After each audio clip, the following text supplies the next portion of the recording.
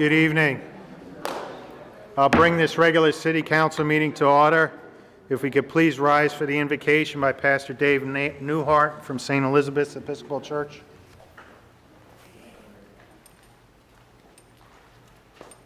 Thank you, Mayor. Baruch atah Adonai Eloheinu melech haolam. Blessed art thou, Lord our God, King of the universe. Heavenly Father, we thank you for those that are called into leadership. We thank you for their desire to serve this community and to make it a great community. Lord, we know there's many things that we can do that would glorify you. We also know, Lord, that this is a great town in which you've given us.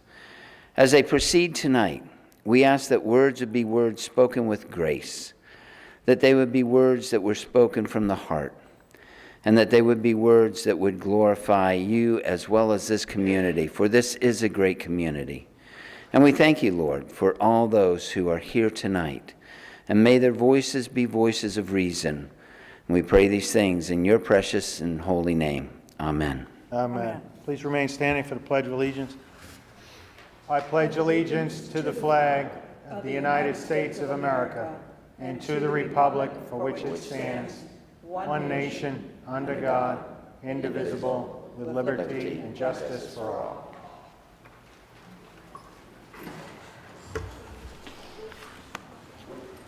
Roll call, Ms. Williams. Mayor McPartlin. Here. Vice Mayor Coy. Here. Councilmember Dodd. Here.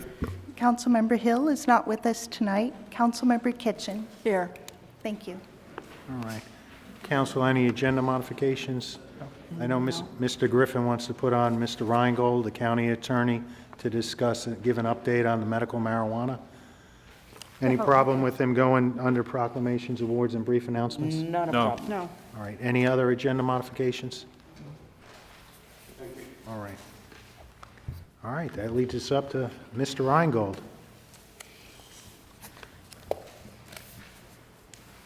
Thank you for coming down. Thank you very much, Mayor, Council, and City Manager. I appreciate you all for having me here this evening. Just simply here to talk about the medical marijuana legislation. During the special session that occurred last week, there was a roughly 90-page bill that was passed by the Florida legislature concerning the medical marijuana. I can tell you from a perspective of a local government, the legislature has essentially given local governments two options. They're very extreme. One is local governments will have the option to ban medical marijuana dispensing facilities within their jurisdictions, or if local governments allow them, then essentially you will have to treat them as pharmacies. And except for the fact that under the state law there will be a 500-foot distance limitation from those facilities from any schools. Also, please keep in mind that we're talking about the dispensaries. The state has specifically preempted cultivation, delivery, and processing. So really the only issue is kind of a zoning idea as to whether you want to allow them, and if you do, then they'll have to be subject to your same regulations you apply for pharmacies. The reason why I'm here today or tonight is that I brought this issue up at the Board of County Commissioners meeting yesterday and was seeking direction from the board.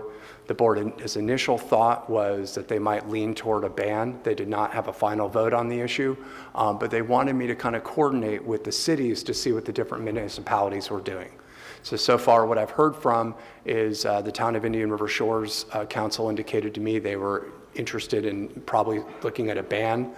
I heard from the city manager from the city of Vero Beach, and the city of Vero Beach manager expressed that they were looking to do a ban as well, but they had recently approved, I believe it was a site plan approval or a special exception approval for a site, so they were looking at maybe grandfathering in that site.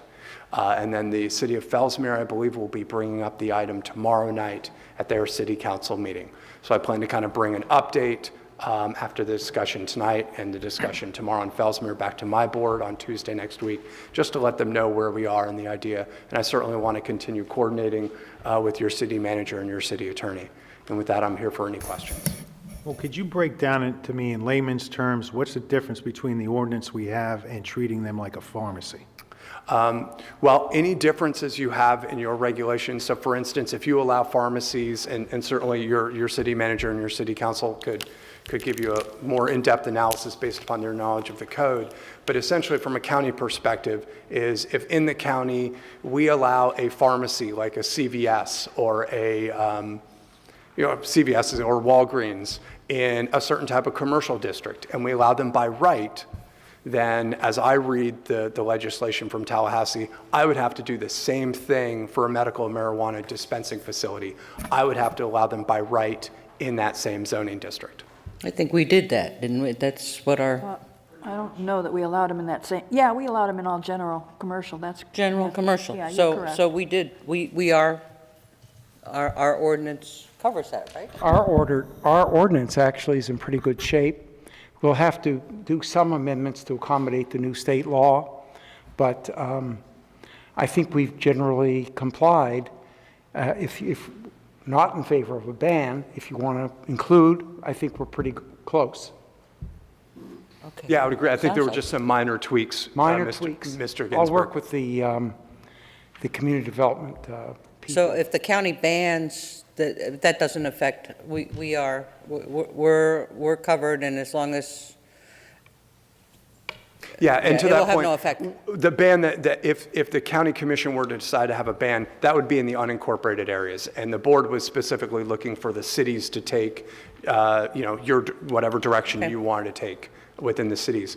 Right now, our current pill mill ordinance, which applies countywide, also addresses medical marijuana facilities, and whatever ordinance I plan to bring back to my board, I would remove those references from the pill mill ordinance and leave those types of decisions regarding medical marijuana with the cities.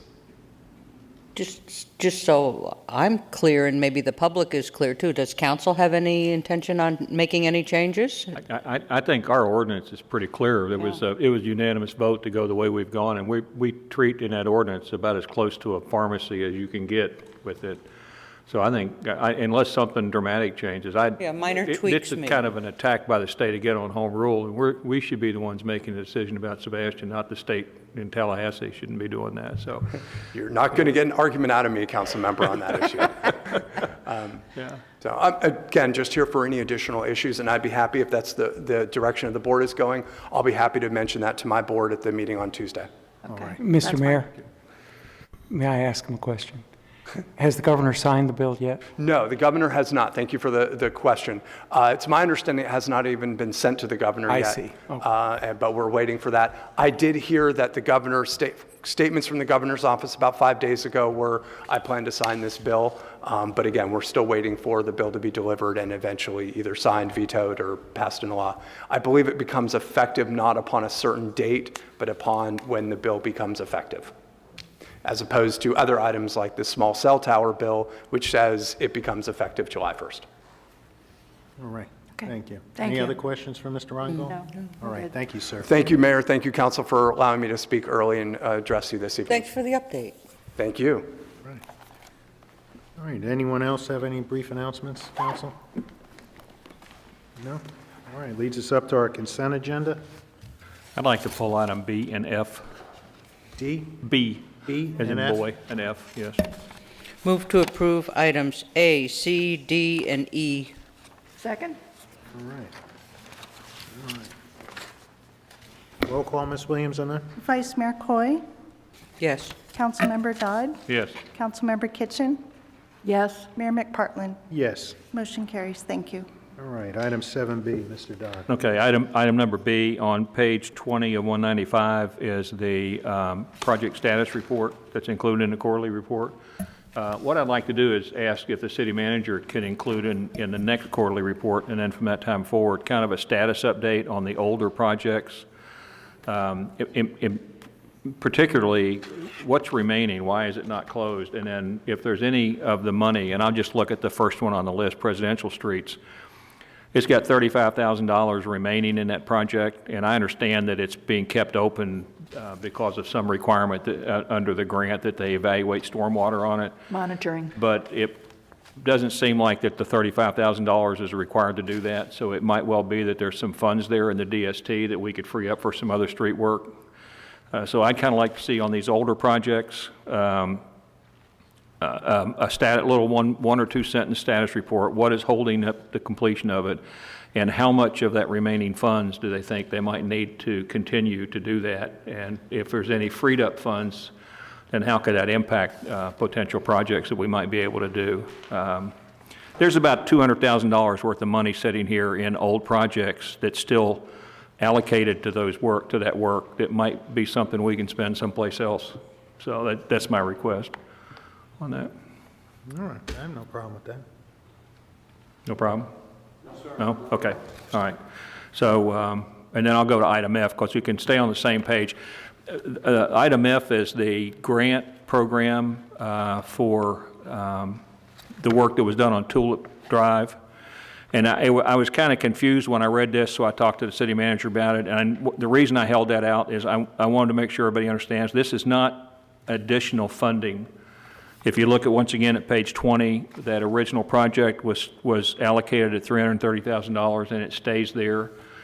This $43,000 is actually a shift in where the money's coming from. It's going to come from DST rather than the grant. And some people reading this might think we're actually putting $43,000 additional dollars in the project, and we're really not. It's just an allocation issue from where it's coming from. So, and given that, I'll move approval for item B and item F. Second. Anyone from the public wish to speak on items B or F? All right. Well, as long as we're on the budget, you know, the part I always like to see is on page 3 in there, and it's talking about our community service volunteers for the police department, and pointing out that they worked a total of almost 2,700 hours during that quarter that they donated, and that's the equivalent of almost 6 additional officers, and they do a fantastic job, and we really appreciate all the work that they do. So, roll call, Ms. Williams. Councilmember Dodd? Yes. Councilmember Kitchen? Yes. Mayor McPartlin? Yes. Vice Mayor Coy? Yes. Motion carries. Thank you. Brings us up to item 8, committee reports. Anyone have any committee reports for us? Just have some interesting information that I was reading over the weekend in those big, thick council packet, or the county commission packets that it's my turn to read this month. Just an update for the public. I thought it was interesting to note that for All Aboard Florida, the expenses the county has spent to date on the All Aboard Florida issue. Everybody's sitting down, okay? $2,225,000 and $2,225,000. That's a lot of money, but that's what we spent so far on All Aboard Florida. And another county expense that I found very, very interesting and wanted to share was the FPL Vero Beach issue that the county has involved themselves in, and that grand total is, whoops, give me a second here. To date, they have spent $335,918. Wow. Anyway, just sharing. No other Them than comments. us. Well, it is us too, you know. I guess we had an interesting MPO meeting this morning. The only thing I'd like to bring up is, recognition is respect made visible. And, we had the goal line and the community coach, which does a fantastic job for our county. And I was at a meeting, the Transportation Disadvantage Board, and they had recognized a couple of drivers of the quarter. And I just want to throw out their names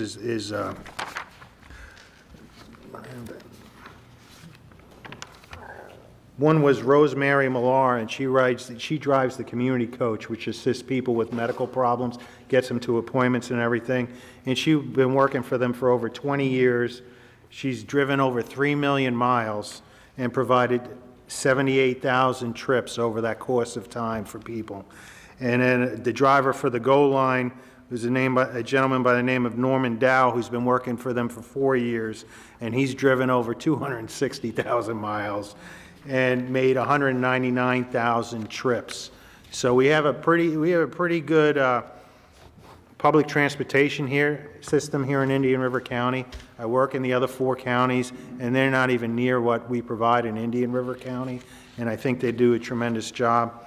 The other thing I'd like to report is I was on the Treasure Coast League of Local Governments, and as you had mentioned before about home rule, it really seems that the state is really attacking our home rule.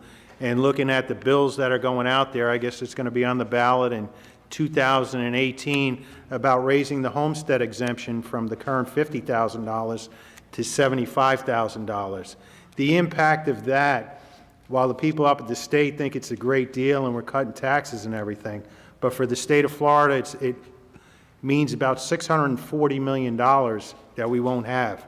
For Indian River County, it means $4 million that they won't have next year, if it passes, which I think it would pass, because anytime you have something, should I spend more money or not, or should I get something back? People generally do for anything they'll get. But the impact for the county will be $4 million, which is recurring each year of funds that we won't get. And I believe for the city of Sebastian, we've looked at anywhere from $350,000 to $400,000 a year that we would not have to do the projects that we're doing now. And I heard some of the state legislators, well, you guys can just raise the taxes, but we can't by law raise the millage rate to make up that difference. So I think it's very important, as well as the Treasure Coast League of Local Governments and the Treasure Coast Florida League of Cities. They're having their joint annual meeting in Okeechobee in July, and it's a very good time. And this year, we've invited all of our local representatives, we ask them every year anyways, but to discuss with them the impact of this. And I mean, they were even talking about, this will go out to the ballot, but then they're talking next year about the state saying how much the municipalities and the counties can actually raise the millage rate. And they're also looking at that you would drain down your reserves to almost nothing before you would go out and raise taxes. So, you know, just to let members of the public know that what they're doing up there at the state will really impact us at the local level. And then, I mean, if they want to take all that control, then what's the sense of having us, and we'll just become, you know, governed by them up there. So. Yeah. So that's all I have on that. Any other committee reports? All right, we have no public hearings tonight. Leads us up to item 10, unfinished business. 10A, review, consider, and discuss the Sebastian Municipal Airport Master Plan. Mr. Griffin. As council knows, we have an airport master plan update that's ongoing right now. It's being conducted by one of our engineering consultants, TDKA. They are here tonight to make a presentation for council and to let you know where we are on the update. Also, Danielle, Ms. Gurnett, will, after her presentation tonight, there will also be an open house tomorrow, Thursday, from 1 to 4. 1 to 4. So Danielle, if you're here. Good evening. Thank you for having us. We've been hired. I'm Danielle Gernert with TKDA. Our address here in Vero Beach, Florida is 800 20th Place. So we're right downtown in Vero.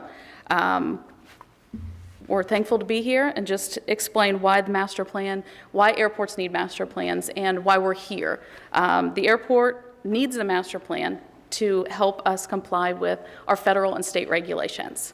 So a master plan doesn't mean that the airport is growing, doesn't mean that there's going to be massive amounts of air traffic coming into town. So we want everybody to know that just because we're looking at a 20-year growth cycle or 20 years of a master plan doesn't mean that we're projecting that there's going to be a mass quantity of activity. A lot of people think, oh, a master plan, that means growth. We just want that kind of just, that is not the case. We will be looking at projections of that to see what there is as far as revenue development. So if we can bring new businesses in, that creates more revenue, that allows for those local governments to be able to tap into that. The plan is the ultimate development. So we're going to be looking at our facilities. So we'll be looking at all of those. Just hold on a second while we try and That's get fine. that. I thought it was you, Linda. I think it's,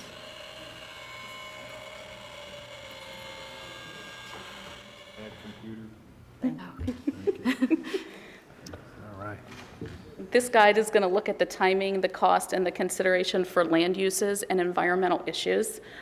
When we do a master plan, we have to take into consideration everything that pertains to that, including the land around the airport. As you know, the airport is deeded to the city of Sebastian through the federal government, and regulations have to follow with that to continue the funding cycle from the FAA and from DOT. This is going to give us a step-by-step description of how we formulate these plans. So everybody, as we go through this master plan process, will be able to see how this master plan is formulated and why we do what we do and why the airport is required to do that. We will have graphical and written form, so we'll have what is called an airport layout plan. We refer to it as an ALP. It actually shows the 20-year project in graphic form that will be available for all of the residents of the city of Sebastian to look at. The main reason you do a master plan is to position yourself for funding. The state, FDOT, and the federal government allow the airport to tap into grant funds for projects that happen there. That means that the airport has the ability to tap into 95% funding on projects, depending if they're FAA or DOT or if they're a combination of both. So we want to make sure as we go through this process, we're really looking at the projects and making sure that the airport can tap into those funds and making sure that we're doing what we need to do. The regulation requirements that we have to look at, is the airport self-sufficient financially? Well, we need to look at that. We need to look at what projects are going to make the airport, what revenue streams are going to make the airport self-sufficient, so that eventually they don't have to tap into city funds. We also have to comply with grant assurances. When we say grant assurances, people think, oh, it's a little document. There is actually 39 federal grant assurances with the FAA that we have to make sure that the airport and this master plan comply with. There are 24 FDOT regulations that we also have to look at. We have to make sure that we're complying with all federal, state, and local requirements. So we also have to look at building restrictions. We have to look at your local ordinances that you have here to making sure that we're not bringing development onto the airport that is not within your own ordinances and your own regulations locally. We want to be good neighbors with the community. That's why we're here today. As part of the master plan, we have to do public speaking. We have to come and address the public publicly and have the open house tomorrow so that the public has the opportunity to come and speak with us and just to get their input and hear, so we can hear what their concerns are and what the city council's concerns. We do encourage you all to show up tomorrow and to take part in that and really let us help grow. We are working very closely with the airport director and city manager on the growth of the airport and how they'd like to see this plan come to fruition. We look at wildlife mitigation and wetland mitigation. We live in Florida. It rains. We have flooding areas. So we need to look at all of that to make sure that we're not causing environmental impacts that could affect the city. We look at our solid waste management, airport sustainability.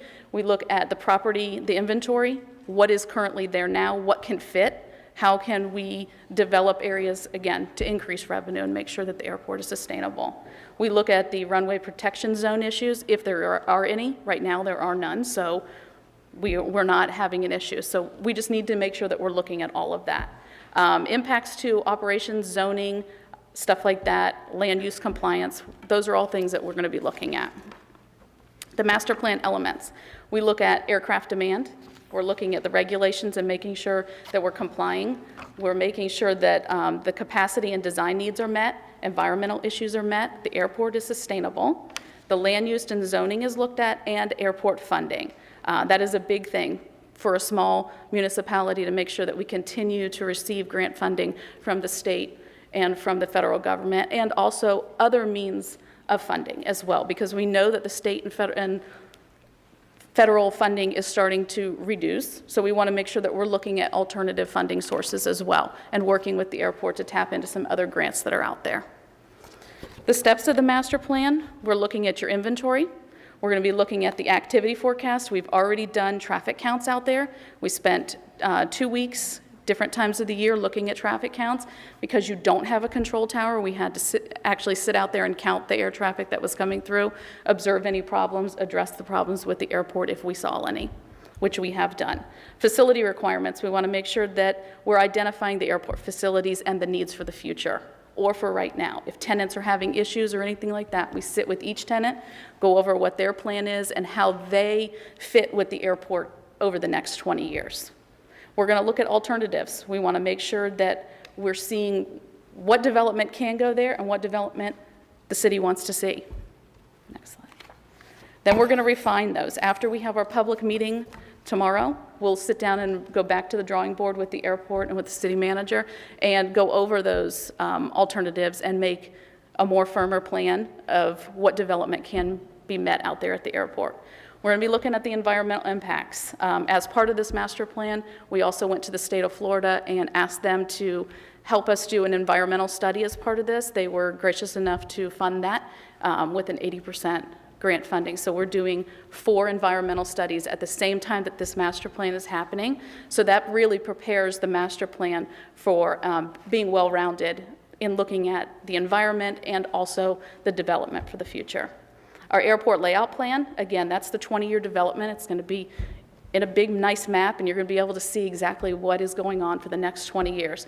That can be updated, and there are times when they do have to be updated. Sometimes the airports have to update them after 5 years because you're seeing in new development or different tenants coming in, stuff like that. So there are means that you do update those, and we want to make sure that they're updated, because if they're not updated, you have a harder time getting stuff funded. So the airport is always constantly making sure that that is updated. If the project is on the airport layout plan, it's easier to get funded. Not guaranteed, just easier.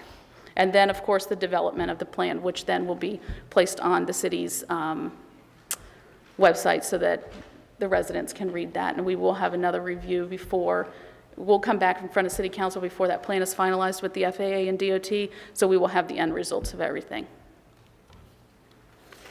The environmental studies, we'll just go through that real quick of what we're doing out there. We have already done a scrub jay survey in 2 areas on the airport property that the airport and the city asked us to look at for future development. We do not have any impacts. We are working with U.S. Fish and Wildlife and the county conservation group to make sure that we know that there is a conservation area on the airport, and we are taking that into consideration and working closely with them.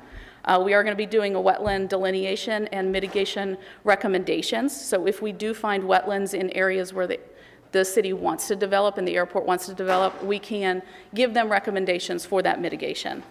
Environmental assessment. This is setting us up so that we make sure that we are looking at all the possible impacts that can happen right now, existing, the next 5 years, 10 years, 15, and 20 years out. And then, of course, the habitat conservation plan, we're just updating that with the county to make sure that everybody is just living in harmony, and all of our animals that are out there are living in harmony as well with the airport.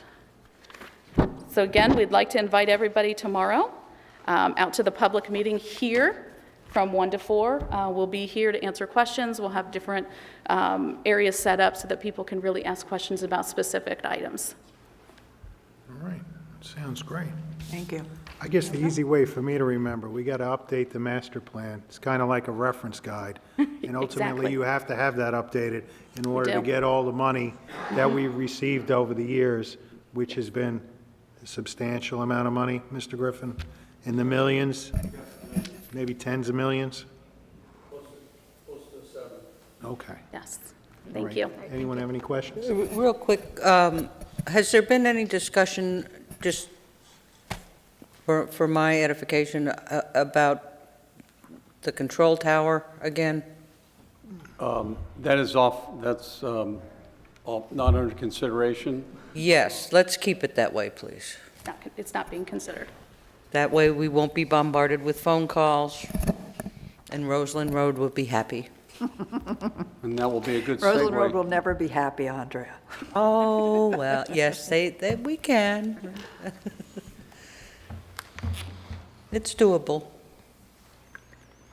All right. You don't need any action on that item, no? No, sir. Oh, okay. All right. Release up to 10B, Resolution Number R-17-15, Sebastian Municipal Airport Automated Weather Observation System. Mr. Ginsburg, this you? No, that'd be me. We need a resolution for this purchase to show the FDOT, but actually, Councilmember McCoy's comments is a good segue into this item, because this is one of the, since we do not have a Since we do not have a control tower, this is one of the reasons that we are asking for this Super AWOS, Automated Weather Observation System. And our budget on this was, let's see, $106,000, and this came in after a bid of $104,985.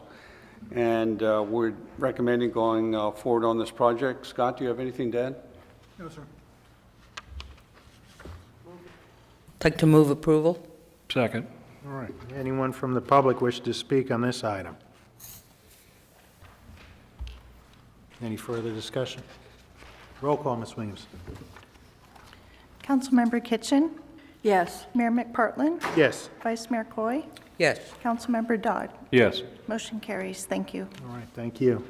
This brings us up to public input. Anyone from the public wish to speak about something not already on the agenda?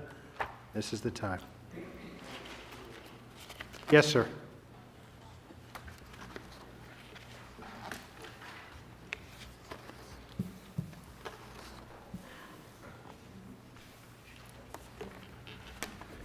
Good evening, Jim Sunnycab. I'd like to thank the city for having this heat sign. It represents, it's heat kills children and pets in parked vehicles. And the city, this is in honor of Diesel, the canine dog that died in a hot car. I really appreciate that the city has done this. I think it's great. And thanks, Joe. Good job. Thank you. Right, thank you, sir. Anyone else from the public wish to speak?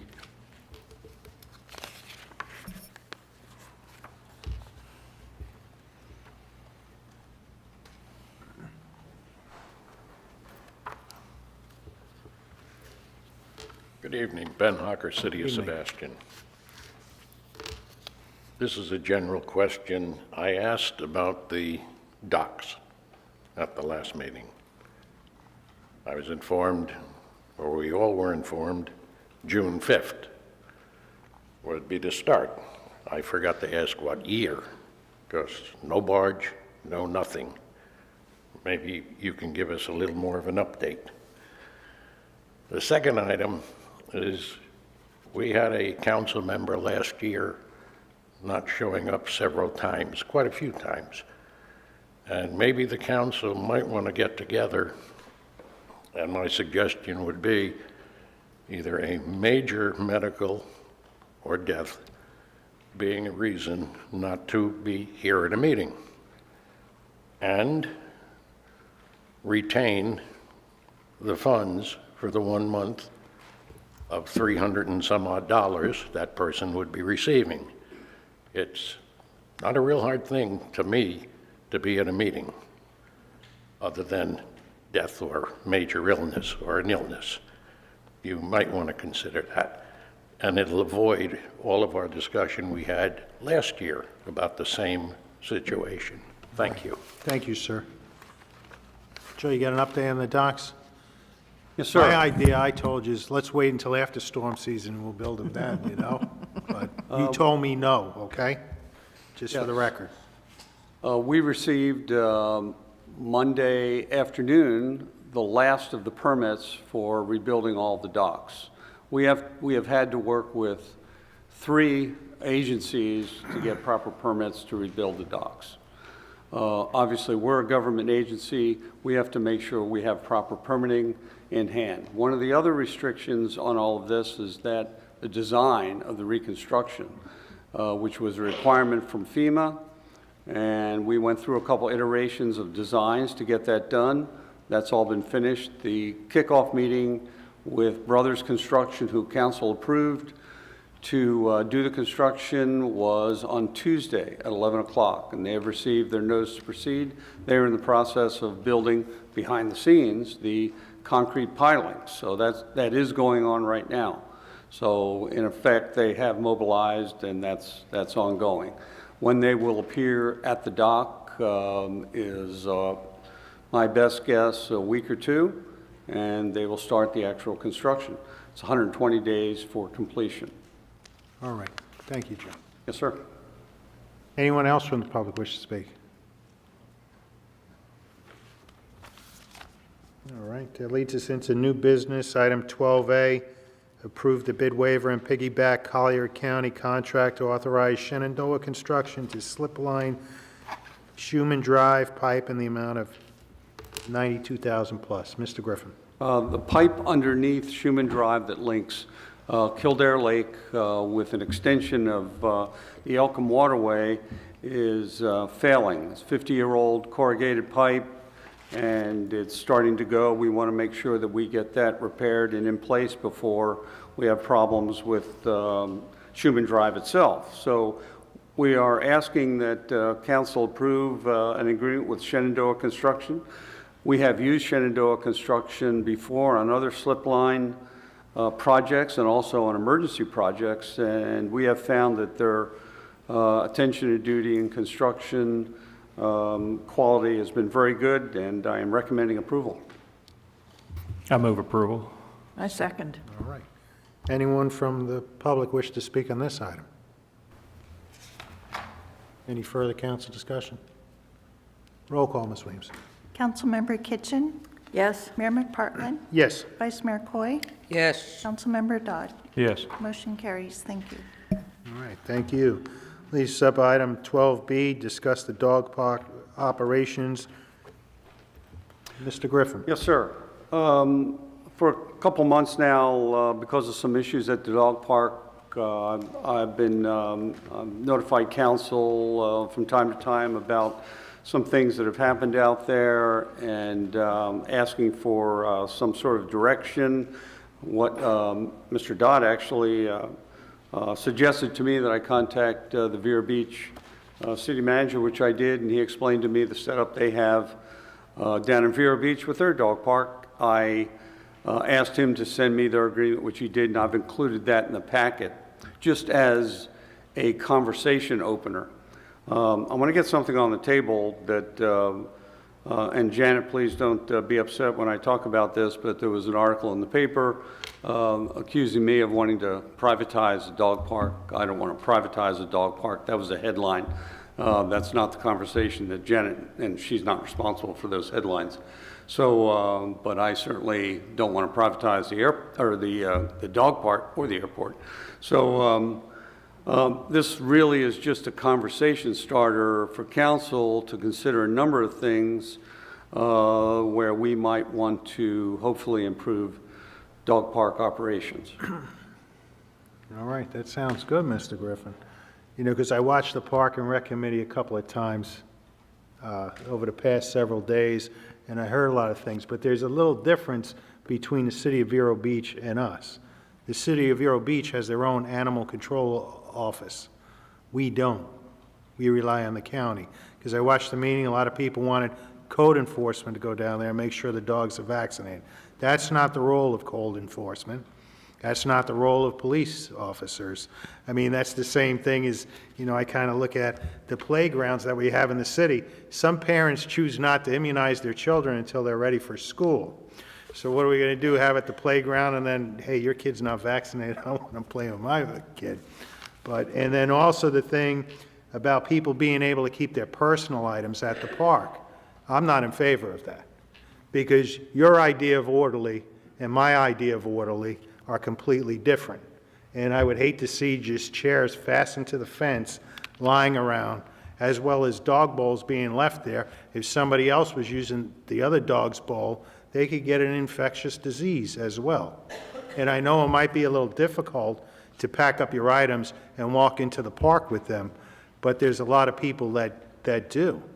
And I mean, it's like going to the playgrounds or going to some of the ball fields. There's people that cart in a lot of stuff with them, and they don't leave it there. So I'll open it with that. And I think maybe we need to have a work group concerning the dog park, where they would like to go. I would like to see somebody in the public take over, kind of monitoring, because it's not up to the city to monitor a dog park. It's an amenity. I mean, some of the things I heard about fights over there, that's kind of ridiculous.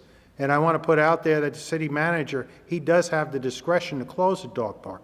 Nobody's looking to close the dog park, But if there's fistfights happening at the dog park, there's no other resolution but to close it.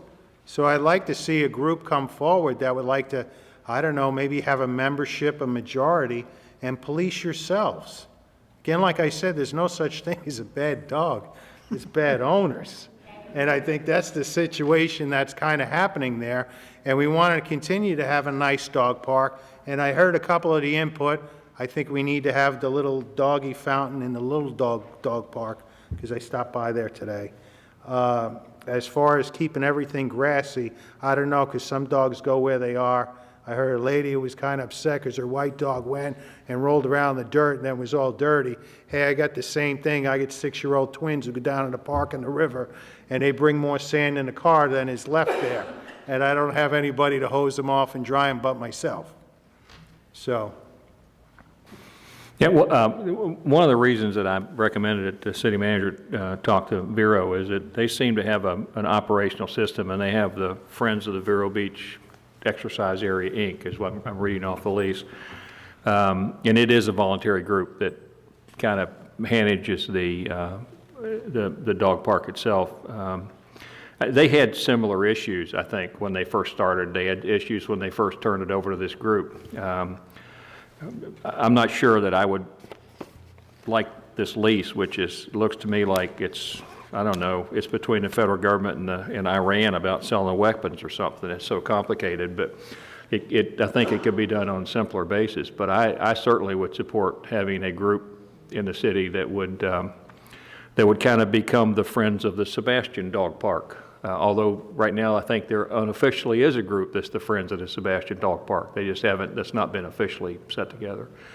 I know the city spends some money in facilities that they provide there, and I think the city could probably come up with some way to help that group forego the cost for things like the little pickup bags and things that we are currently providing at the park. But it seems to me that the best way to do something like that is self-policing. And if you have a group that's in the process of self-policing and they go there, it has solved the problems in Vero, and I think it could solve the problems here also. So that was the reason that I asked that he contact that. They had the same issues. I also agree that if you carry it in the park, you should carry it out. It's kind of like a day at the beach. You're going to carry your chair on the beach, you're going to carry your chair out. If you leave it there, don't plan on it being there when you get back.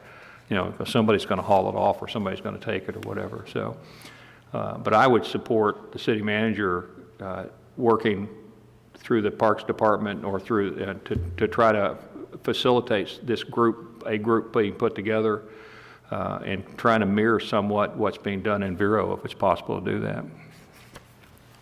all right. Anyone from the public wish to speak about the dog park? Yes, ma'am.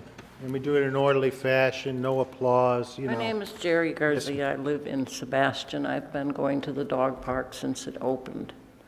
I don't need anybody monitoring me and making the little picky-uni rules that will happen. We had problems a long time ago with one person that was getting a little pushy. They were told not to come to the park. They didn't, and the problem was gone. If people can't take care of themselves and their dogs, then stay home. But I definitely don't think somebody monitoring or watching what I do. I take care of my dog, you take care of your dog. That's all that needs to be done. And you're not going to put grass where the big dogs are because they just have the greatest time there. Right, after they go, they like to scratch it up a little bit. They do, and As long as they don't it's roll in fine. it like some of those I dogs. go in the morning, the same group of people are there, everybody watches their dogs. We were having trouble with the people coming in to maintain it. Somebody wrote a letter. You set a certain time. At 7:15 on Wednesday, everybody leaves. There's no problem. And I don't see any problems with the park the way it is right now. All right, thank you, ma'am. Again, it's the same small percentage that kind of ruin it for everybody. So, yes, sir.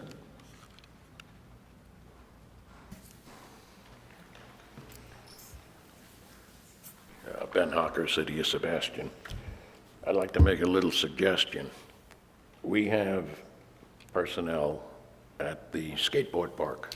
Ben, can you speak in the mic? I forgot my other mic. hearing aid. That mic's not on, go to that one. Yeah, thank you. We have personnel at the skateboard park that oversee it. We have a gentleman I met in the back near the golf course out here, near the tennis courts, who's there. I guess a city-paid employee. Might we want to consider one person for a duration of time to basically enforce what we have on the sign at the park, which spells out all of the functions? I don't think a 3 or 4 or 5 week period with a city person there being observant of everything, and maybe we can avoid an awful lot of issues. I read the Vero lease. That looks like a homeowners association lease. I'd have to form a 501c, put out insurance. I can't charge anybody, but I can enforce rules, which if there's one group on the left side and one on the right, and the one group gets the lease, then they'll empower their judgment on everybody else, be it a big dog group, small dog group, or any dog type group. I don't think a lease would be very appropriate on this. It would be, again, as I said, look like a homeowner's lease, and they can't charge fees in Vero. I don't know how they're self-sustaining and supporting themselves down there, unless it's a lot of good people with funding doing it out of the goodness of their hearts for the animals. But other than that, I don't see a reason to do it. Let's monitor it through the city for a couple of weeks with just somebody there. Thank you. Hey, my recommendation would be for you to sit down there, Ben. All right, anyone else want to speak? Yes, sir.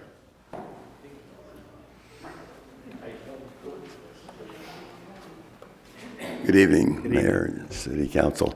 My name is Carl Fritz. I've lived in Sebastian since 2004. I live on Toledo Street. I have a long history. I lived here in the late 50s and early 60s when this was a very small fishing village. Anyway, I'm asking you just to leave the dog park as it is. It's run real well. Everything's perfect. The recent thing that we saw, I read where they had skirmishes. I've been going twice a day for over 3 years. I've yet to see a skirmish. I saw an argument during the election with a Trump hater and a Clinton hater, but I can turn the TV on and I'll see the same thing tonight. There was a recent problem with a chair, and that at the time I thought was funny, but I think that's what started all of this. And somebody took a chair out of one side of the dog park, and then the police were called, and this is the end result of that. And it's blown totally out of proportion. I really think that everything's fine. Some of the best people I know go to the dog park. We don't have a problem, period. Thank you. All right, thank you, sir. Yes, ma'am.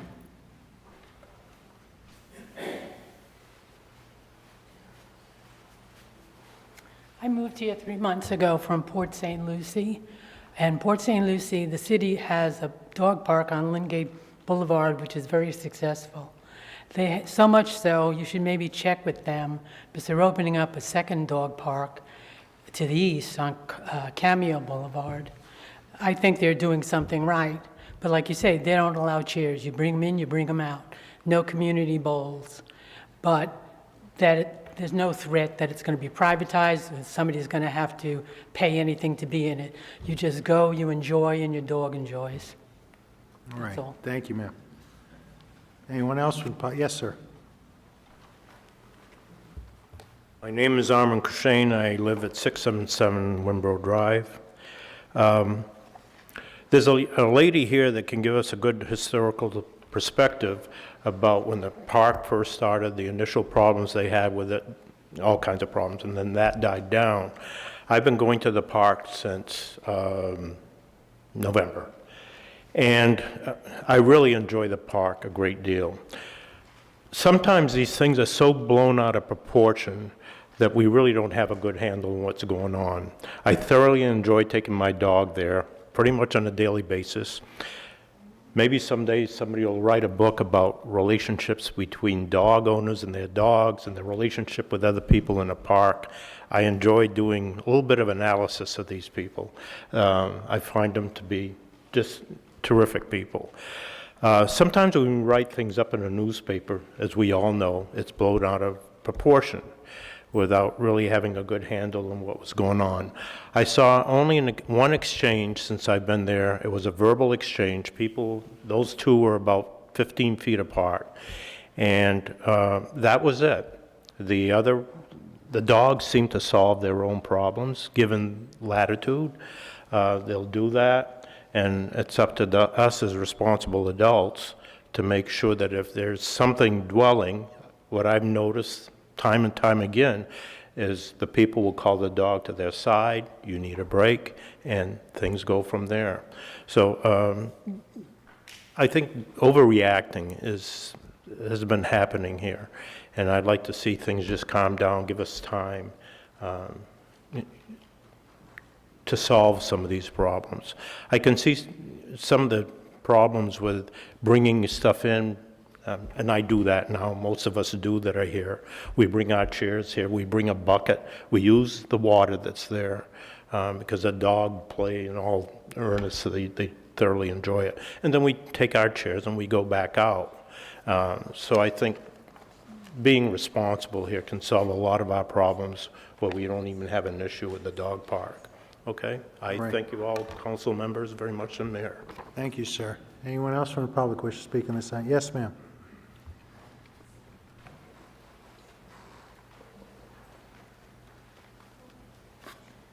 My name's Deborah Schneider. I've been going to the dog park for 2 years.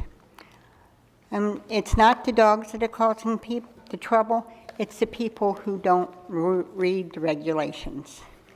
You have to be considerate of other dog owners while you're in the park. Thank you. All right, thank you, ma'am. Anyone else from the public wish to speak? Yes, sir.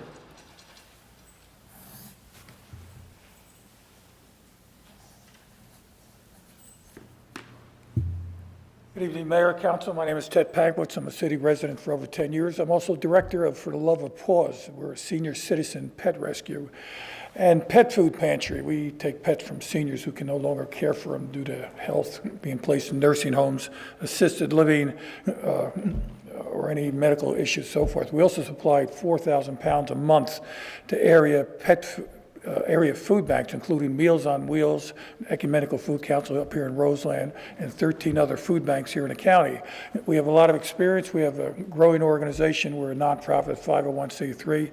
I am a retired law enforcement officer, also with 25 years of canine experience in training and evaluating. And the comments about the dog park, I think it's a great running organization. And about Friends of the Dog Park, we'd like to get involved if the city would like to consult or have us help out by adding or enhancing the existing or new Friends of the Dog Park, if it's established or enhanced as it currently is. To keep us in mind, we're based out of Fellsmere. The city of Fellsmere, we lease 800 square feet through the city of Fellsmere right now for a pet food pantry, and we have about 40 or 50 active volunteers right now in our organization. So I just would like to introduce ourselves and have you just keep in mind if anything, discussions come up about making the park better than what it is right now. Thank you. Thank you, sir. Anyone else from the public wish to speak on the dog park? Yes, ma'am.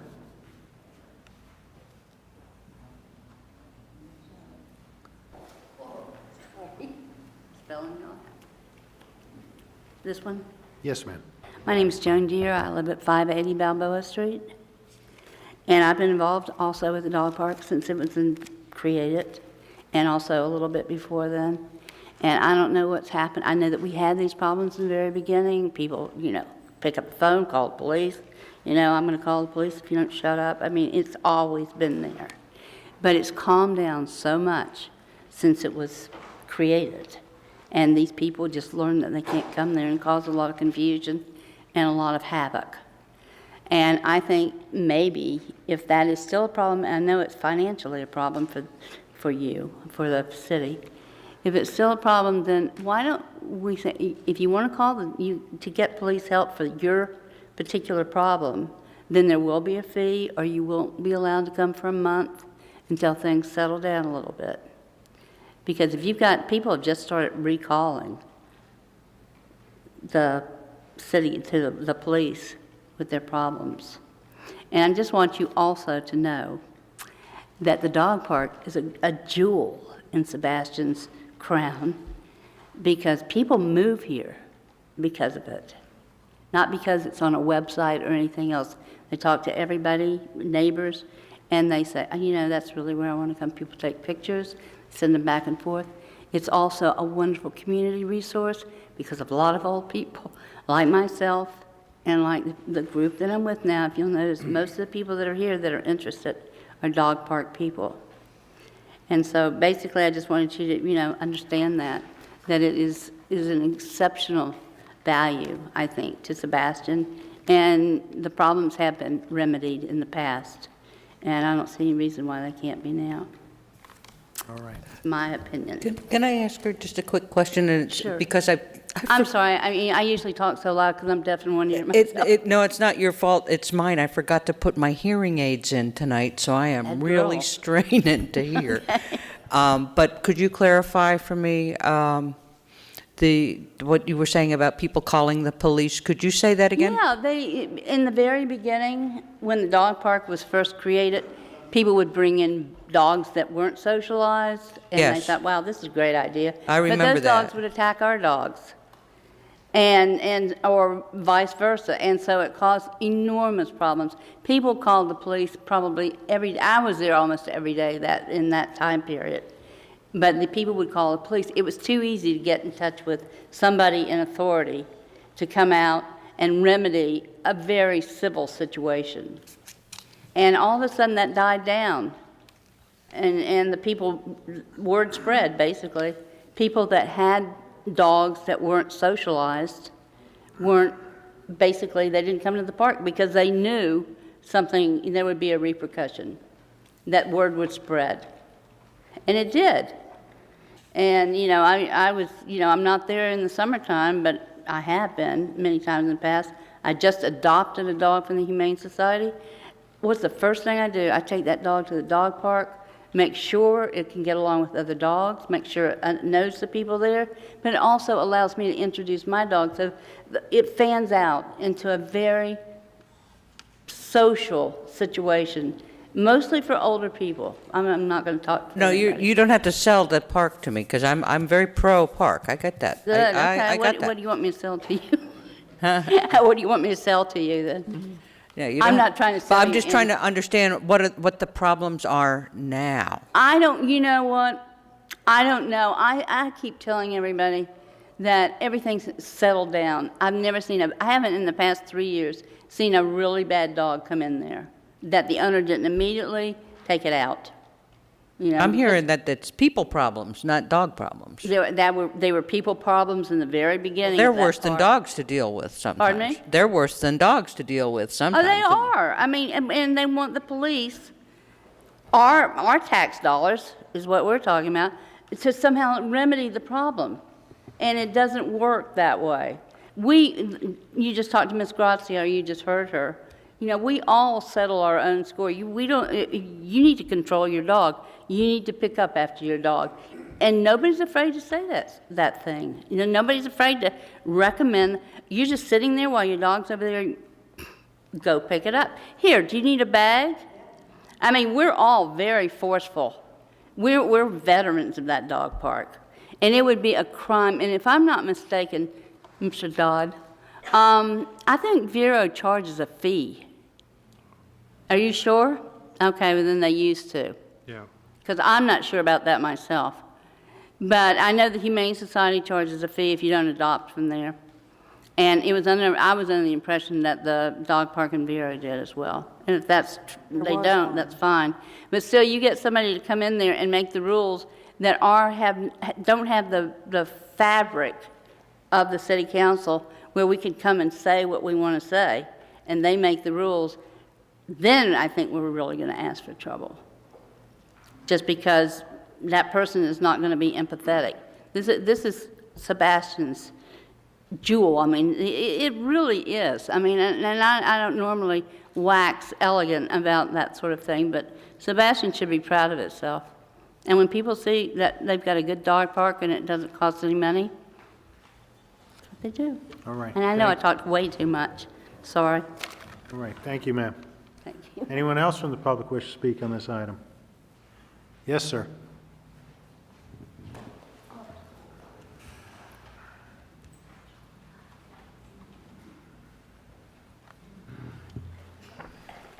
Good evening. Thank you, Mr. Mayor. Good evening. Damian Gilliams. I don't normally get a chance to come down here as often as I like to. I did get a lot of calls from people that count on me to represent them and their feelings about what goes on in the community. I want to give you a different perspective. I don't visit the dog park. I never had.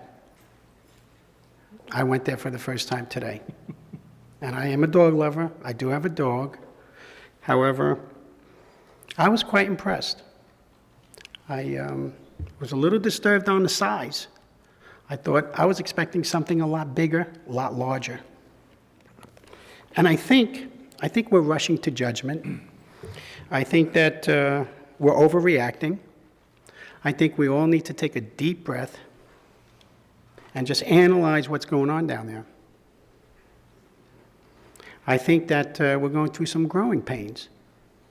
I think that you have a jewel here that needs to be expanded, where people are not on top of each other, and there's room for the pets, the dogs, and the people to coexist.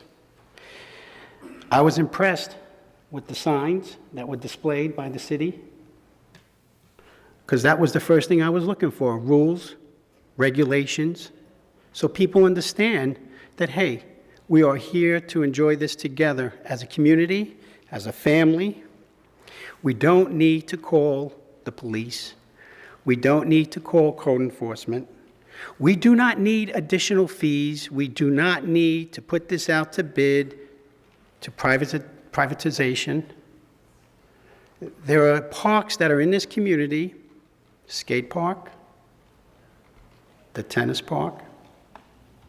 When the city feels that they need to put somebody there to oversee something that's a value to this community, then it is in their best interest through your Parks and Recreation Committee.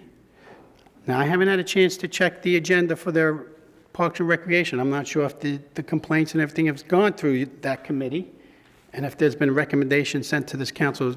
Can somebody elaborate real quickly on it? It was on the Parks and Rec last month, a It couple was, weeks ago. and they did make recommendations to the council? Oh, they had a lot of, it seemed to me, a lot of complaints. Okay, but did they make an official recommendation? No. Okay, so we did not get an official recommendation from the Parks and Recreation Committee. And that's the other point that I wanted to make.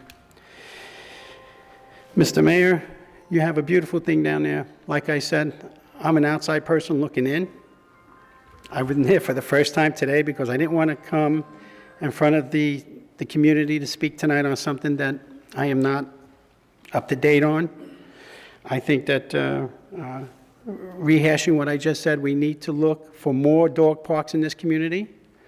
And the public obviously came out tonight to speak in favor of having the city handle this situation instead of putting it out to a private organization, a nonprofit, where they're going to charge a fee. There's a lot of parks in this community that are free. It needs to be remained free. So with that saying, thank you very much. All right, thank you, sir. I guess, Mr. Griffin, this is also part of the Parks Master Plan. The dog park is on there, right? Yes. So we should see if there's some recommendations as well as expansion and looking for a different adding to that park, right? That'll Yes, be sir. part of the master plan. All right, thank you. Andrea wants to speak. Yes, ma'am.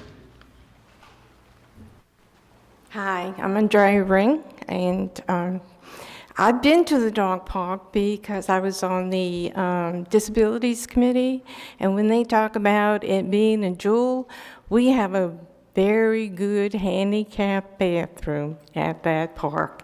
So if you've been there, it is very nicely done.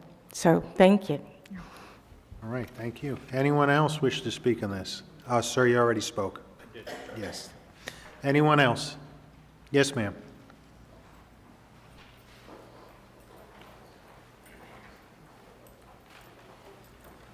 Good evening. Good evening. My name is Louise Bean. I live at 1125 Breezy Way, Sebastian, Florida. We do have a treasure in that dog park, and I got a dog 3 years ago and have been there almost every day. The skirmishes, quote skirmishes, are ridiculous. I have a little dog, so we're in the little dog park, and our dogs generally don't fight, or if they do, it's just a, and they're gone, it's over, or whatever it might be. Skirmishes between people, I have personally voiced my concerns when there were large dogs that came into the small park, and not that they were large, because my little dog does play with large dogs, and I said, okay, that's fine. But if they're a pair of dogs, they're usually like a pack, and they were larger than the small dogs, and I asked the woman to go into the larger dog park because it just didn't fit into the small dog park, and she gave me a hard time, and I was one that did call police because the small dogs just sat on everybody's lap, and this other woman with the two big dogs, they just sat there too.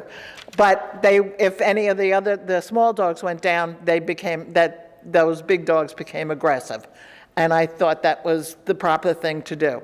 I didn't know who to call or what to do.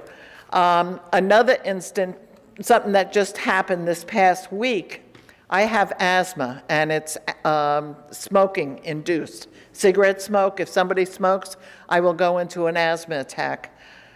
3 weeks ago or 2 weeks ago, somebody was smoking in the dog park, which I really don't care as long as they're downwind and away from me, but there are signs, no smoking in the park. 3 weeks ago, somebody was smoking, a guy was smoking, and I asked him to, or no, I didn't. He was smoking, and I tried to make my way around the whole thing. I ended up going into an asthma attack, had to go to my car to get my puffer, and I honestly felt like I was going to faint. 3 days ago, I think it was, 4 days ago, last week, this past week, somebody will remember it here. Somebody was smoking from here to the wall over there. And again, it was just coming into my face. And I went over to the fence and politely said, "Sir, could you please put your cigarette out? I'm allergic to it, and I'm going to go into an asthma attack. I fear I'm going into an asthma attack." And he's like, "Get out of here, go. Completely ignored me. And I'm like, well, okay, fine. That's what you're going to do. And that's what he did. My thought is like this sign, I pointed out, I said to him, there's no smoking here. There's a sign right there. And he's just like, Dad, get out of here.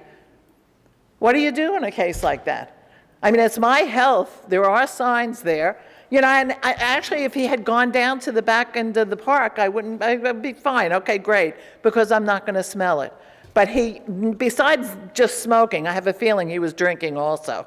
And that's the problem there, when there's people in the park that are doing things that they're not supposed to be doing.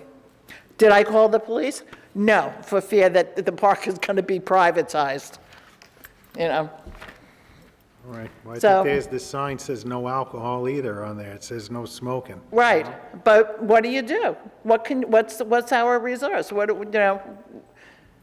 To me, that sign is ridiculous. The sign, it wasn't doing any good. I spoke to the guy. He was just like, screw you. I'm not going to, I don't care about you. All right. So there are issues that do need to be taken care of as far as like taking care of the dogs. We're all fine with that. I don't think I think we monitor each other well enough. Bringing chairs, our own chairs in, which I did anyway, and bowls, is somewhat inconvenient, but it works. All right. Thank you. ma'am. Hey, Mr. Ginsburg, I got a question for you. What's the fine for smoking in the park? Can I pull Jeff Sessions on you? I'd rather not discuss.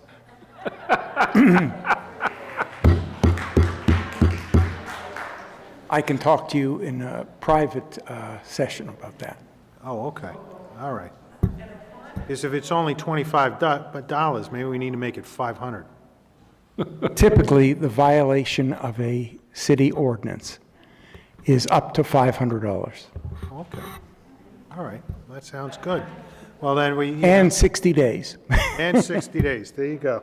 We get to $500, then it's worth somebody going down there to write a ticket. Anyone else from the public? Yes, ma'am.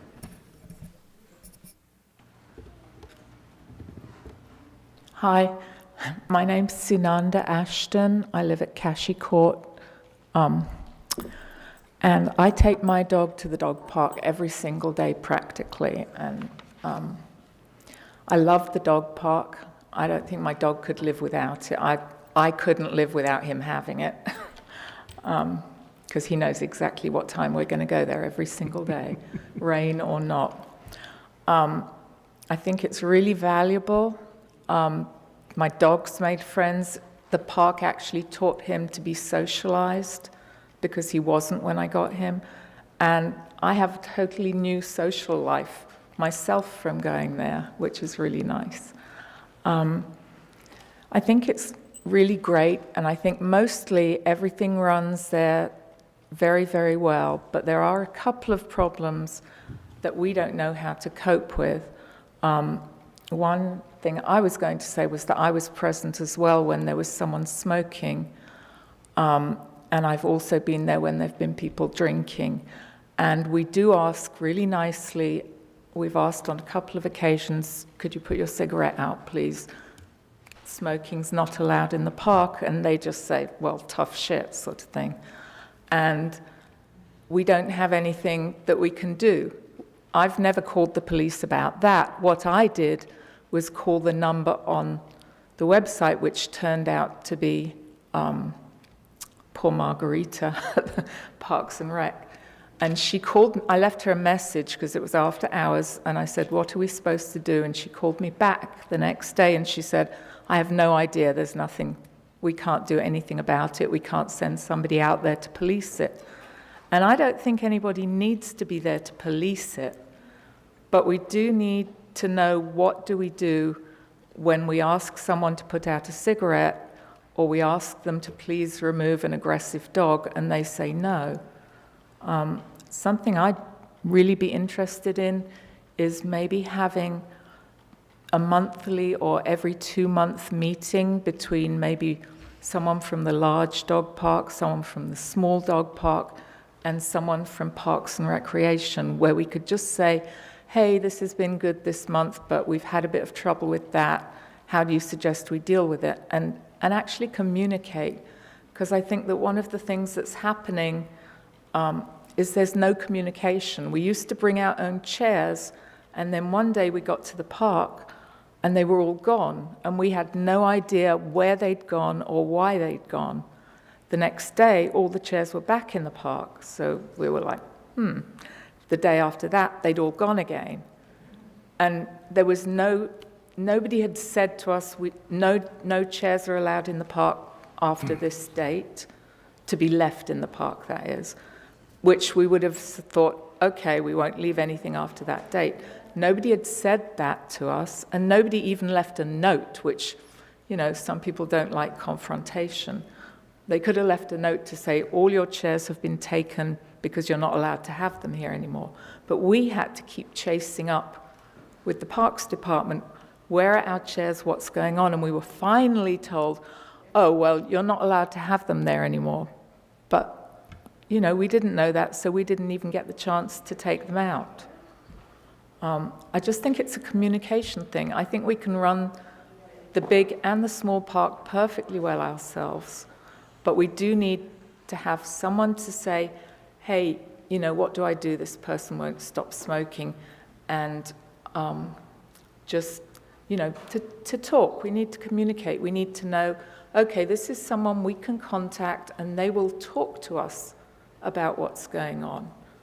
And the only other, just finally, sorry,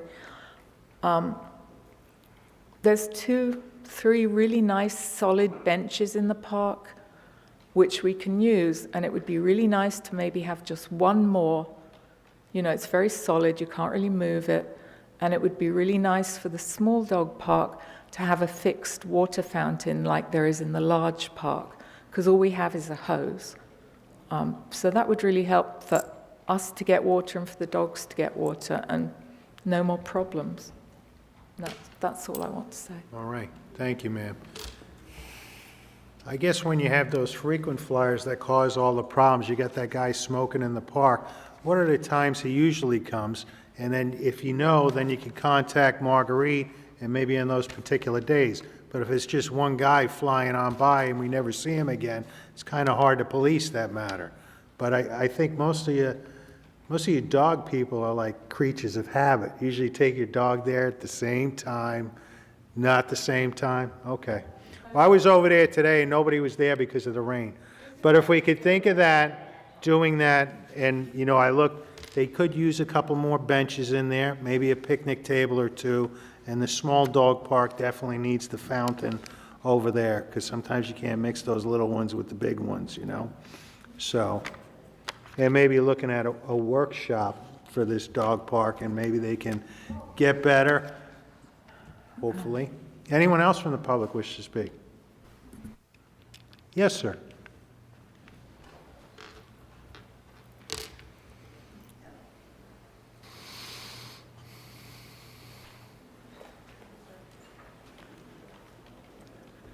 Jim Sunnycab, Sebastian.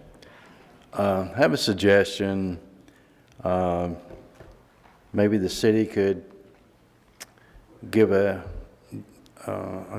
dog park people, the yacht club, to have a meeting once a month, and that they could discuss things that need to be changed or things that need to be added, and then they could take it to Parks and Rec.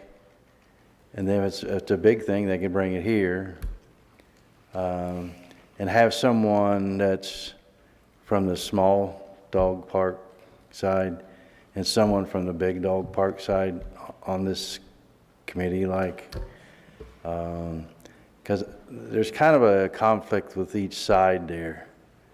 So I think the people here would like to have some way to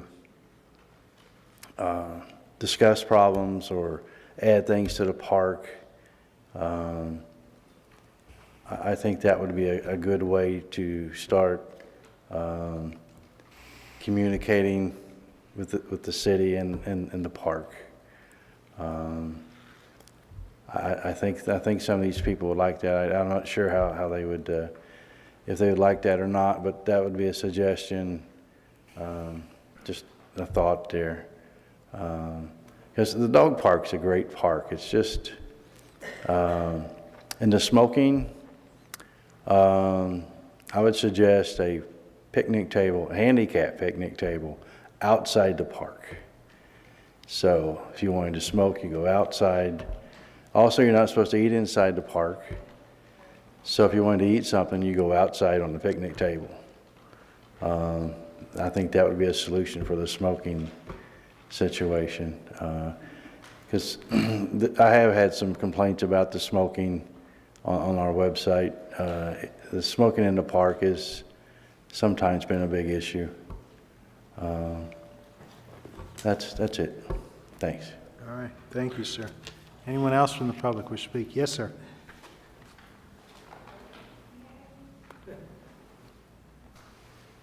You didn't know you were getting into this when you put it on the agenda. My name is Hamilton Edwards. Sorry for Hey, another look, comment. I prepped myself. I watched the Parks and Rec Committee several times, okay? All right. So I saw everybody there. You're missing a few from your group, so, you know, I was prepared. You knew you were in for this. Plus, I got the hammer here, so. All right. Don't worry. All right. Actually, just two things that haven't been brought up. Something that had been mentioned about the dog park is we talk a lot about the social isolation of older, citizens. And the dogs do bring people out of that social isolation and socializing because of their dogs. They have to get out of the house from time to time. So that's a big reason to, keep the park and to keep it in good shape, I think. The other thing is, where I taught school for many years in Metro Atlanta, and we were just full of Eagle Scouts all the time trying to find a project, and they were constantly trying to, build things around the school grounds all the time. I don't know if there's ever any need, for Eagle Scout projects, but it seems like, they could, adopt the dog parks and, benches or, little, exercise areas or whatever, needed there in the park, without expense other than materials to the city. But that's just a suggestion for the park. That's it. All right, thank you. Anyone else from the public wish to speak on the dog park? All right. I don't know if we need a workshop. You got a lot of groups here together. Why can't you just meet at the dog park and you have one voice and you bring it to Marguerite, and then if it needs to go on to the Parks and Rec Committee, and then of course come here. And you do the best you can at policing yourselves. There's some idiots. I mean, there's two things in the world you can't fix. You can't fix stupid or crazy. And there's going to be some people down there that ruin it and can't follow the rules, no matter how big the letter we write on the signs. I took a walk at the dog park. It's clearly there. Pick up after your dog. No smoking, no drinking. Take your personal items with you. I also got to say, I went into the bathrooms. Those are the cleanest bathrooms in the city of Sebastian. And I think it is. I mean, that's for the people. When we talk about additional benches, to me, it could be similar to the benches that are down there on the riverfront that people have purchased for deceased ones. Maybe you want to purchase a bench for a deceased animal. I've had animals my whole life. I know how much they mean to people. I don't go to the dog park, but I know. So hopefully they can police themselves. Any other thoughts, council? Yeah, the only thing is that the Parks and Rec Committee is not an enforcement committee. So the city manager would be the place you would go if you have any issues that are enforcement related, not to the Parks and Rec Committee. They're not designated nor designed to be an enforcement agency, but they certainly would be the ones that the city would work with on trying to allocate funds to add facilities to the park to do that. So, and that would also need to be coordinated through the city manager or through his designee to deal with that. So, and I support that. I just, there's a different story tonight. This is all positive. What we heard before, what I saw at the Parks and Rec meeting wasn't all positive. And I read a couple of websites and it's not all positive. So we're hearing a good positive story tonight. Maybe it's flipped around a little bit, and it's time to back off on it and see what happens with it. Well, I understand not enforcement, but if they identified as this particular individual that is causing a problem, and they have these are the groups that are there all together. You got 20 people calling about Johnny doing a stupid thing, let Marguerite know, then the city knows, and then you can...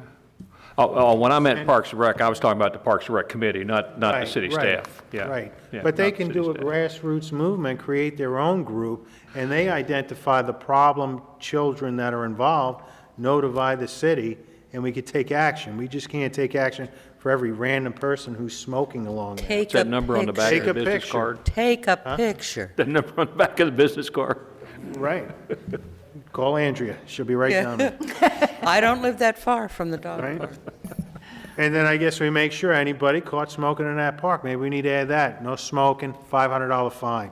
And that's it. You get caught, $500. You were I don't think warned, it's written. we don't authorize smoking in any of the parks in the city. They're all non-smoking. Well, it seems to be there's a problem there with people smoking in the park, and that's the one thing I noticed when I went there today.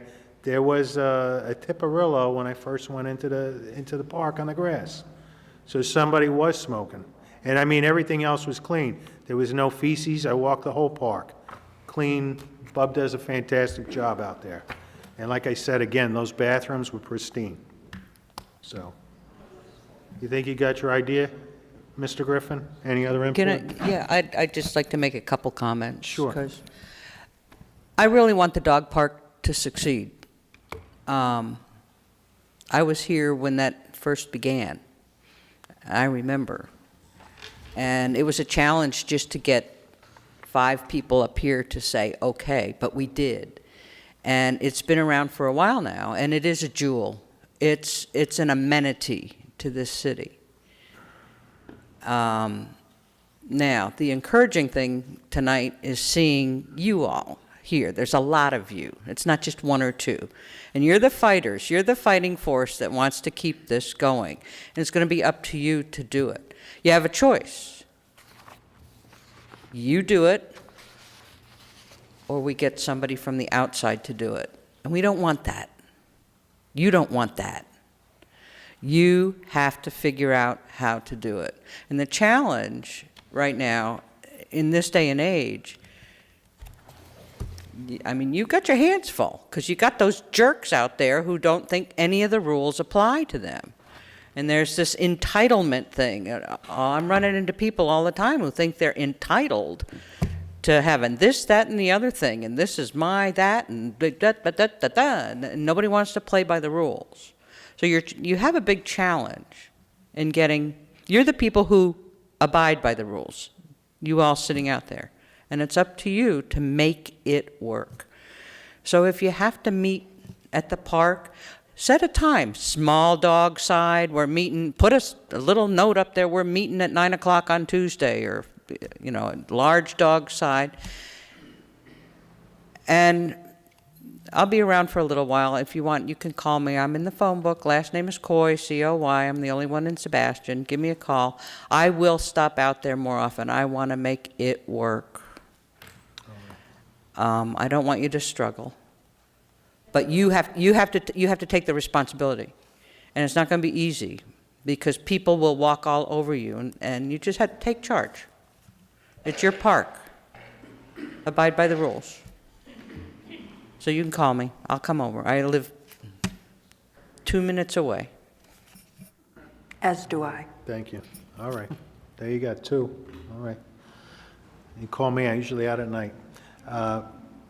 Any other discussion on this matter? You good to go, Mr. Griffin? All right. All right. That brings up item 12C, approve the Florida League of Cities items. First item is the council delegate to the Florida League of Cities annual conference business meeting. I nominate the mayor. I nominate Mr. Hill. Second. Is he even going? Go. Is he even going? You got a response? I haven't gotten a response from him yet. All right. Can't nominate him, sorry. Let's make him our primary, and we'll take a Primary, yes, yes. If he attends, if he doesn't attend, I'll be it. Okay. Thank Fair you enough? very much. Mhm. Right? Yeah, it happened to him last time, too. That's fine with Right, me. primary is Mr. Hill. If Mr. Hill doesn't attend the conference, I will attend the business meeting and be our voting delegate. Okay, thank you. All right? Okay. And then the next matter is resolutions to be submitted. These are usually the feel-good kind of things, correct? Because again, I'd like to throw out the one and say, hey, look, we need to tell these legislators at the end of every bill that they propose, is this an unfunded mandate? Number 2, does this impede home rule? But that's a little too much for, it's usually feel good. No, do it. Or you No, want to go with that that's one? exactly it. That needs to go with it. That sounds Okay. good. Then Let's do it. That's the one we've always discussed, Yep. Mr. Ginsburg, at the annual, our delegates meeting, putting that on there. So, yeah, because I also have, because I'm sure, like, the resolution I talked about that they brought to the Treasure Coast League of Local Governments, they didn't have a quorum to vote on it, but it kind of adds in some of that, but it doesn't add, like, the 2 things at the end of the bill. Is this, one, is this an unfunded mandate, and 2, does this impact home rule? And I think, again, we need to let those guys know that almost enough is enough. So, could you drop something like that, Mr. Ginsburg? All right. Any other discussion on that? Yes, sir. I gave a speech to the Florida Bar just about the time I retired from Miami-Dade County. And it was all about the legislature's relation to the cities and counties. And there are 14 different ways the legislature can preempt local government, I think is very important. By the way, none of my suggestions at the end were ever adopted. But I think there's a lot we can do as cities and counties, especially if we're united. And one of them, which we can even do individually, is recognize local legislators who have voted against these preemption bills. Maybe call them home rule heroes or something, give them a certificate, a ribbon, some recognition, airtime at the podium, some recognition that we appreciate, they're thinking this through. The other, which everybody greatly did not appreciate, was, I think, banding together. We ought to identify the best lobbyists up there, and because we're facing business and industry and in a whole range of things that simply don't want to deal with individual cities, that want a statewide rule that they can control the legislature. And I think we need to, the League of Cities does a pretty good job, but they're not on the inside. And I would love to see the League of Cities and the Association of Counties get together and hire the best people they can, because there are other states in this country that have gone much farther than Florida in essentially wiping out home rule. And it looks like, with the bills that were in this session, Florida is heading down that path, which I think is dangerous. So those are two minor suggestions. Right. Well, that's one of the things the Treasure Coast League of Local Governments and the League of Cities is looking at, is basically grading our local representatives and calling them out when they are defying home rule, and letting them know. Because I think they were talking about Indian River County, the appropriations that they might bring in back from this session is $1.1 million, as opposed if the homestead exemption is raised, we're losing $4 million, and that's a recurring thing, is talking to our local legislators and saying, look, don't worry about what you can bring home, just still support our home rule, and not creating any of these unfunded mandates.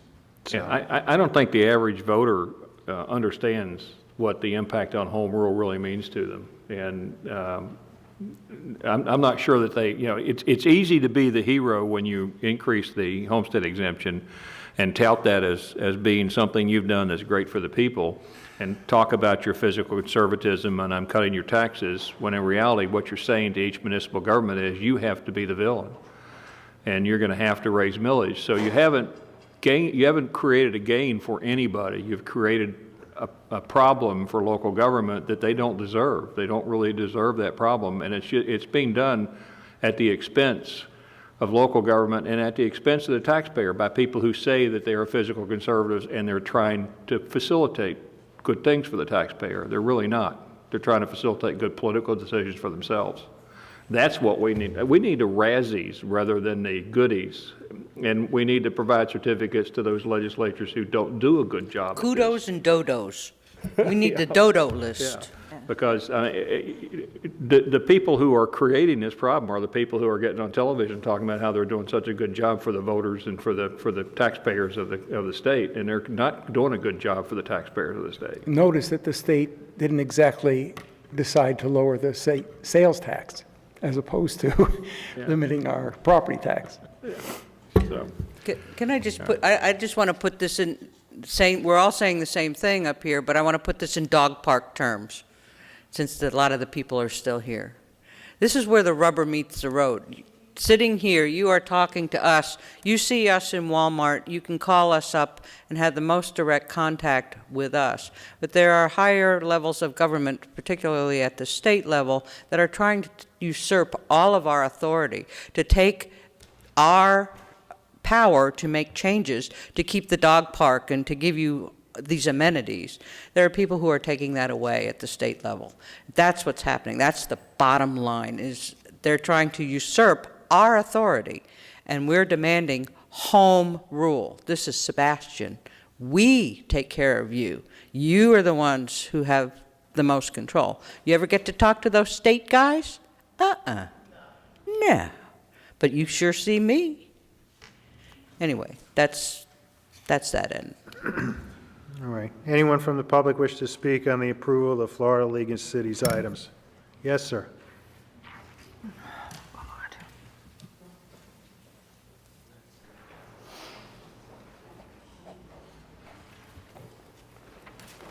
Thank you, Mr. Mayor. Damian Gilliams. I had a chance to look at the workshop topics for the Florida League of Cities, which is online. And, you know, year after year, we send our city council people up there to get educated and hope that they bring something back that we, the community, can benefit from. And we spend, I think I looked at the budget, accumulates up to 12 to 15,000 every time. Give or take, it fluctuates, depending who goes and who doesn't go, and meals and hotels. I think that Bob made a very good point as far as the making sure that our local legislators are called out so that there is home rule. And showing up there with a lobbyist may not be a bad idea. You know, we need to have representation through the League of Cities. The other thing that I wanted to mention is I see on the agenda that they have the additional homestead exemption, Constitution Amendment, deployment of wireless communications infrastructure, 5G. And we have to be on the cutting edge of technology if our businesses are going to succeed in the community as far as infrastructure. So it will not be a bad idea if you send somebody up there from the computer division or the department, or somebody represents us on the technology as well as the media. The other thing that they're talking about is public records reform. It can, you know, instead of sending 5 council people up there, maybe we need to send somebody from each department, somebody from the clerk's department, somebody from city council that will bring the information, somebody from the city manager's department, so that they can be there watching on what's going on, because you got updates on the marijuana as well. And the Constitution revision of update. So maybe we should try something differently. Instead of sending 5 council people up there, break it up and take people from different departments and bring this information back and have a workshop so that everybody can learn from it, not just the 5 council people that go up there daily every year, but the staff. And the staff, I'm sure, will be obligated to do a report and do a workshop and put it out to the community so we know, hey, we're getting a bang for our buck. The 12 to 15,000 that you spend every year that you go to these Florida League of conferences, not just for networking, but getting something done and bring it back to the community. So I want to commend the city attorney for bringing that up, because I thought that was an excellent idea. And some fresh faces up there. They don't have to be elected officials. They're people that go up there and bring information back and work while they're there. Thank you, Mr. Mayor. All right, thank you, sir. Anyone else from the public who wish to speak on this item? All right. So we're all set. Mr. Ginsburg will write us a resolution. Mr. Yes, Hill, sir. Mr. Hill's the primary. If he doesn't make the conference, then I'll be there, okay? Any other discussion on any of that? All right. Except the council matters. Mr. Dodd. Oh, yeah, I've got 2. I don't want to make the meeting run forever, but I've had some contact from some people who have questioned hurricane preparedness. Actually, the question started out with, why are we spending money on 512, but we're not spending money on 512? That's a county project that's being financed by the state, so that's not that. But I had an opportunity to spend some time discussing that with the city manager, and he agreed to do kind of an update on where the city is on hurricane preparedness, just so people hear that. So I'd like to ask him to do that if we can. I was going to do that under my matters, but I'll jump in now if you'd like me to, sir. About 2.5 months ago, the management team, we had a series of meetings to update our emergency management plan. About 4 years ago, we consolidated all these individual plans, put them together into one emergency management plan. Every year we go through an update, and we started that about 2 months ago. And our last meeting was, I think, right around the 1st of June, start of hurricane season. So We've updated our emergency management plan. People change, phone numbers change, things like that. Lessons learned from the Matthew experience. We incorporated all that into our updated emergency management plan. It is dated the 1st of June, 2017. Also, we have recently signed a contract for debris monitoring. FEMA requires that we have debris monitoring on site when we go through a hurricane event if it rises to a certain level. We've recently signed a contract with Neil Schaefer for debris monitoring in case we have a natural disaster. We also have an ongoing discussion now that we're into the rainy season about ditch clearance, making sure that we're getting proper mowing of our ditches and swales and side ditches, things like that. We have 4 cuts a year from Ace Landscaping. They are on schedule.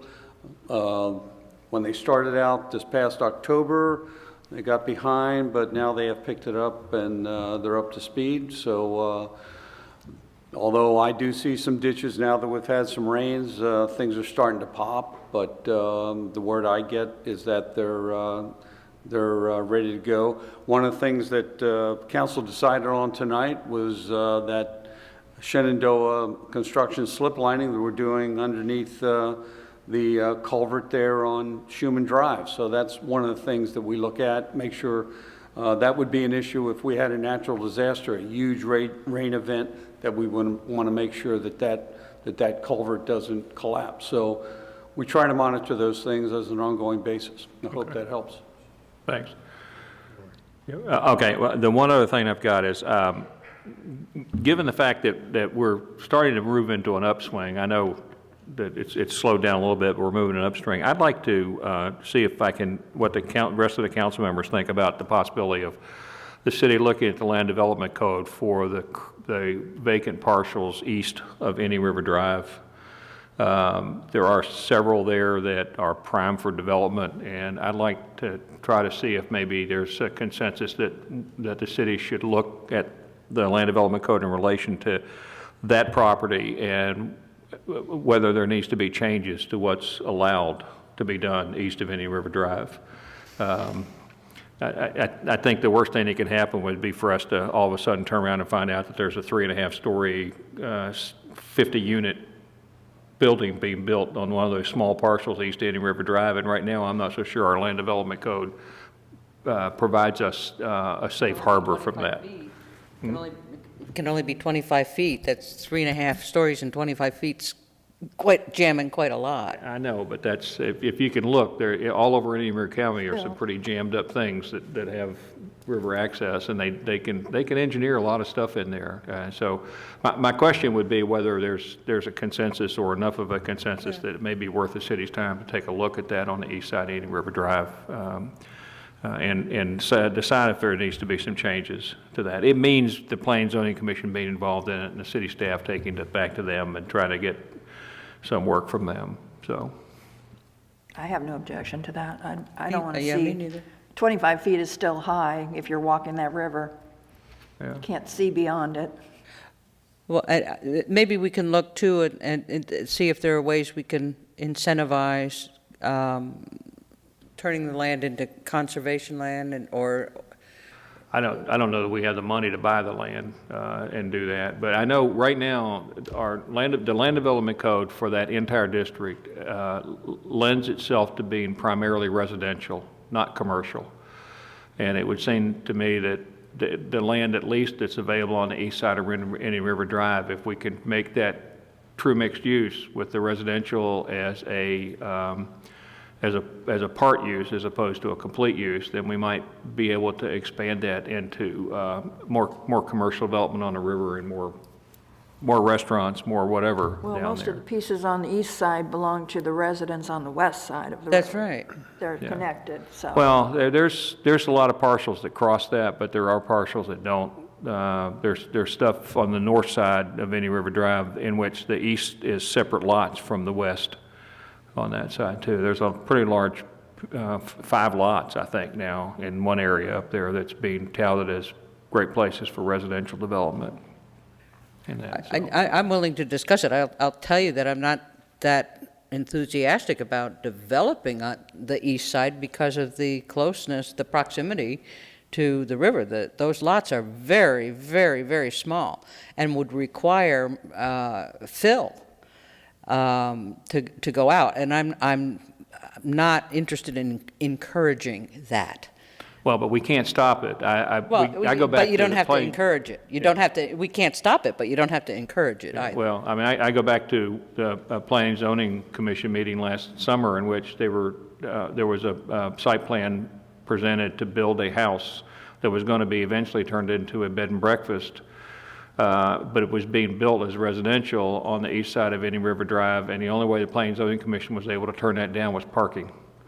And it was not the number of parking spaces, because they met that. It was the fact that the parking was unsafe if they had to back out onto Indian River Drive to exit under building parking. And it would have been kind of a disaster to have that building built there, but our land development code didn't authorize the city staff to use, there were no conditional statements that allowed the city staff to say, you don't meet this.